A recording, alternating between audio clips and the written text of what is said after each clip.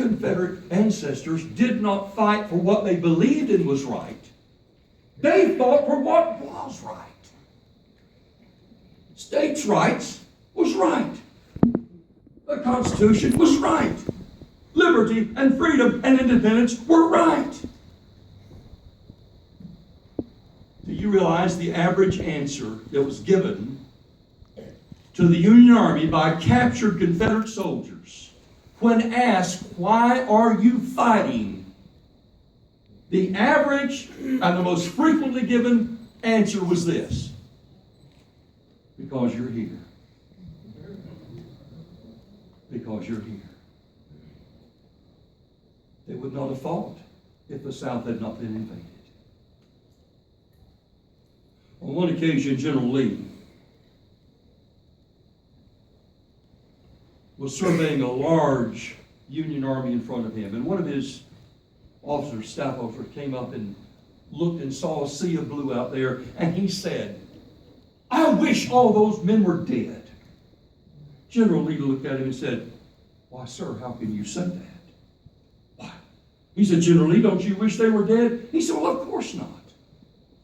Well, he said, "What would you wish for them?" General Lee said, "I wish they were back at home tending their own business and leaving us to do the same." Yeah.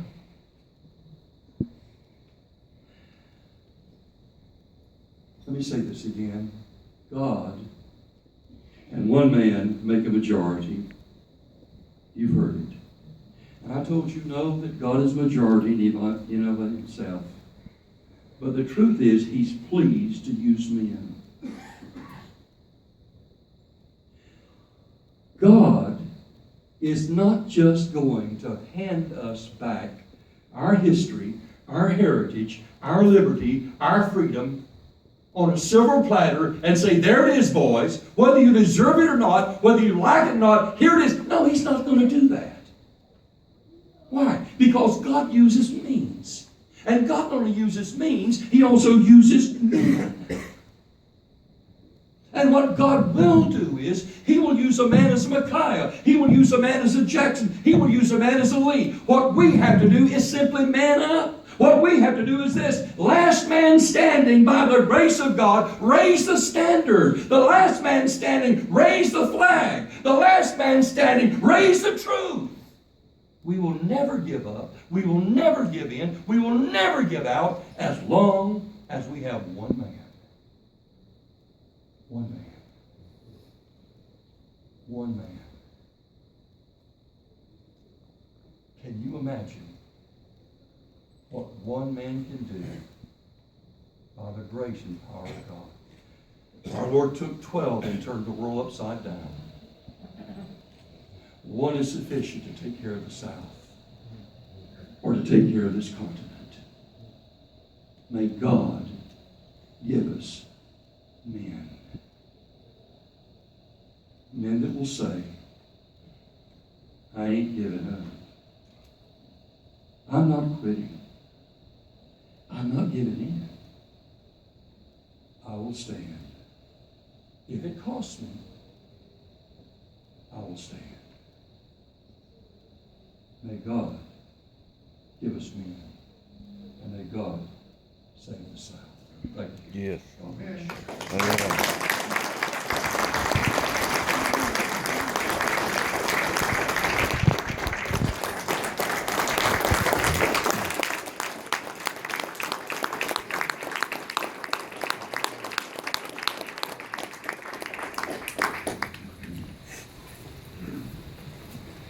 Y'all heard it.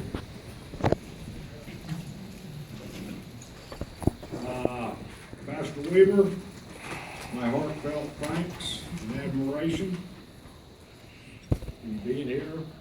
You know what you had to say. I appreciate it. I think we all probably did. In light of what Pastor Weaver just said, we're going to make this closing pretty brief, because I want you to think about what he said. But I want to say one thing. There's a little brochure pamphlet called The New South by R.L. Dabney. First time I saw it, I thought it was a new Dodge commercial. I remember when they came out with the New South and the Dodge trucks. It's not. The irony to that is if you get the pamphlet, and I've bought I don't know how many of them and passed out, you need to read the last 3 pages before you read the text of the speech. He'd been a professor and the head of Union Seminary in Virginia. He started getting old. Virginia was getting tired of him. He had not got over the war. He got an offer to go to Texas. So he moved to Austin, Texas. He actually founded a seminary in Austin. And while he was down there, he went blind. And he tried to retire, and the seminary wouldn't let him. He taught for several years, completely blind. He had an aide with him constantly, he wrote down everything he said. He delivered that speech, the New South, blind. The key to that was, they had invited him back to Hampton, Sydney, quite a few years after he had left there. And they put him in a spot to try to embarrass him. They thought there would be just a few people there, would not be there to hear what he had to say. When he delivered that speech, nobody remembers who else was at Hampton, Sydney that day. That speech still lives, 125 years later. That was damning. And I don't know how many times I've read that. It's a wonderful piece of Christian, historical, Southern patriotism. That's what it is. And I would highly recommend it.